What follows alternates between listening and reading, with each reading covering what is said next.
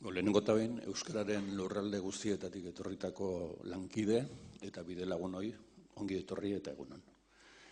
Utzi da zupili, atzera begira jarrita azten. Joan dan astean, Euskal Herriko Unibertsitatean liburu bat aurkeztuko aukera izan genuen. Euskararen historia du izena. Eta historian gure hizkuntza sartu zenetik ona egin duen bidea jasotzen du, era batera edo bestera. Gauza batzuk ziurtzat ematen ditut, azpimarratuta geratzen dira. Baina gure hizkuntzaren historiaz beste hainbat galdera zabaltzen ditu, unibertsitateak eta zientziak eztabaidaren bitartez argitu beharko dituztenak.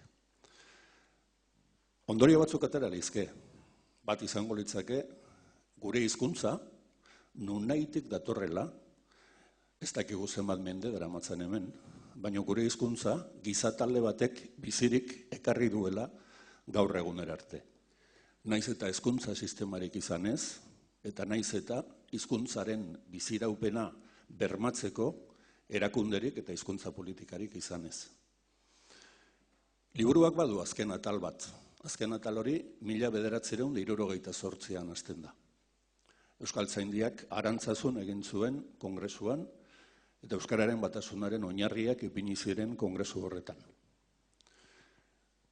1978tik hona, gure hizkuntzak era guztietan, modu guztietan eta toki guztietan izan duen garapena ezin isteko modukoa da.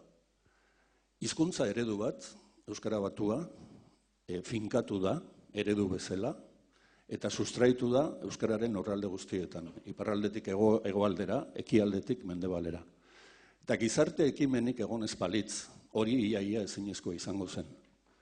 Horrekin batera etorri da, hizkuntza galduta zegoen edo gutxituta zegoen toki askotan hiztun berriak egotea. Adibidez. Hori, azken 50 urteetan gertatu da. Liburuak atal berriak ditu idazteko. Hurrengoa, seguruna, hurrengoaren hasiera geuri dagokigu, geure belaunaldiari dagokigu, edo dagokio. Eta berriz ere garrantzitsua izango da, gizartearen aktibazioa pausu berriak emateko. Euskaraldiaren sorreran eta bultzada honetan parte hartzen dugun gizarte eragileok eta erakundeotako ordezkariok pentsatzen dugu, Euskaraldia bera izan daitekeela atal berri horren hasiera markatu lezakeen puntuetako bat. Berriz ere gizarte ekimenari eraginez eta berriz ere gizarte berrikuntzan benetan aipatzekoa eta azpimarratzeko modukoa den Euskararen berreskurapen eta zabaltzearen bitartez. Euskaraldia 2018an hasiko da, baina ezin liteke aurten bukatu. Jarraipena beharko du, bide laguntza beharko du, ikerketa beharko du, eta gainera balore positiboak ekarriko dizkio gure elkarbizitzari eta Euskararen prestigioari. Ia benetan atal berri horren lehen puntua den. Eskerrik asko, Bingen.